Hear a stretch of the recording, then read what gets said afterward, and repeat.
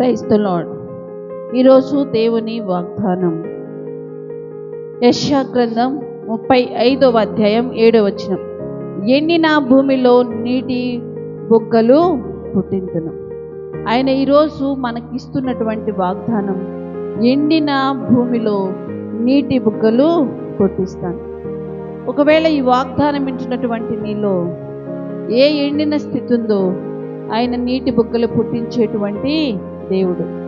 ఒకవేళ ఆత్మీయంగా ఎండిన స్థితిలో ఉన్నావో, కుటుంబ పరంగా, ఆరోగ్యపరంగా ఏ విషయంలో నువ్వు ఎండిన స్థితిలో ఉన్నావో, అయితే దేవుడు ఈరోజు ఇస్తున్నటువంటి వాగ్దానం ఏంటంటే, ఎండిన భూమిలో నీటి బుగ్గలు పుట్టిస్తానని చెప్పి.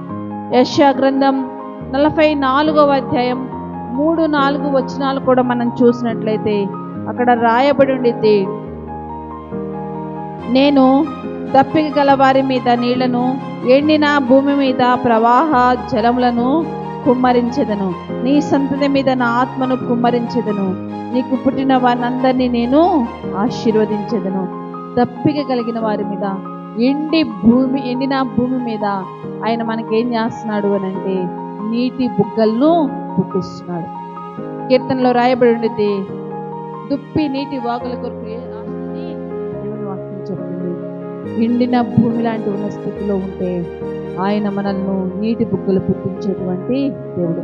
అయితే ఆ నీటి బుగ్గలు మన జీవితాల్లో పుట్టాలి అంటే మనం ఏం చేయాలి అంటే, కీర్తనాకారుడు చెప్తున్నట్లు, దుప్పి నీటి వాగుల కొరకు ఆశపడినట్లుగా మన ప్రాణం ఆయన కొరకు ఆశపడాలి. అయ్యా, నేను ఇగో ఎండిన స్థితిలో ఉన్నాను, నాలో నీటి బుగ్గలను పుట్టించండి. అది దేవుని సన్నిధిలో ప్రార్థించే అనుభవంలోనికి మనం రావాలి.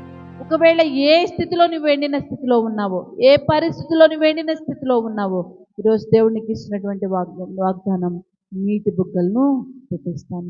మరి ముఖ్యంగా మనం చదువుకున్నటువంటి యెషయా గ్రంథం 44వ అధ్యాయంలో రాయబడి ఉంది 3-4 వచనాల్లో, నీ సంతతి మీద నా ఆత్మను కుమ్మరించి నీకు పుట్టిన వారినందరినీ నేను ఆశీర్వదిస్తాను. ఎండిన స్థితిలో ఉంటే ఆయన వర్షధారగా మన మీద కుమ్మరించబడేటువంటి దేవుడు. తన ఆత్మను మన మీద కుమ్మరించేటువంటి దేవుడు. తన ప్రతి ఆశీర్వాదాన్ని మన మీద కుమ్మరించేటువంటి దేవుడు ఆయన. కాబట్టి అయ్యా, నేను ఎండిన స్థితిలో ఉన్నా, నాలో నీటి బుగ్గలను పుట్టించండి, నీటి ఊటలను పుట్టించండి అని చెప్పి దేవుని సందు మనం ప్రార్థన చేసేటువంటి అనుభవంలోనికి రావాలి.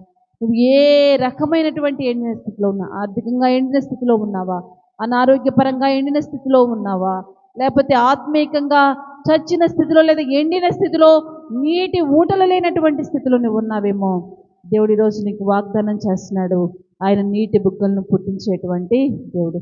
ఆది కాండలో మనం చూస్తే, ఒకరోజు హాగరు అబ్రహాం ఇంటి నుంచి పంపివేయబడింది. ఆ ఎడారిలో ఒకటే నడుచుకుంటా వెళ్తుంది హాగరు యొక్క కుమారుడు నీటి దప్పిక చేత సొమ్మసిల్లిపోయి ఉన్నాడు.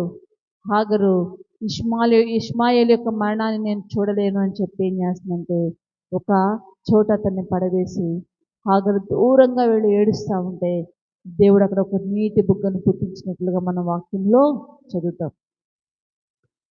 మనం ఒకవేళ మరణకరమైన పరిస్థితుల్లో ఉంటే ఆయన నీటి ఊటలను పుట్టించేటువంటి దేవుడు. ఏ పరిస్థితిలో నువ్వు ఉన్నా సరే ఆయన నీ జీవితంలో నీటి ఊటలను పుట్టించగలిగినటువంటి దేవుడు.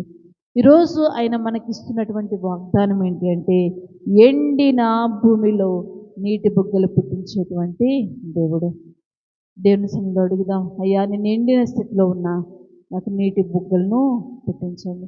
నా ప్రార్థనా జీవితం విషయంలో, నా ఆత్మీయ జీవితం విషయంలో, నా కుటుంబంలో, నా బిడ్డల విషయంలో, నా వ్యక్తిగత జీవితంలో నీటి బుగ్గలను పుట్టించండి అని దేవుని సన్నిధిలో బ్రతిమాలుకుందాం.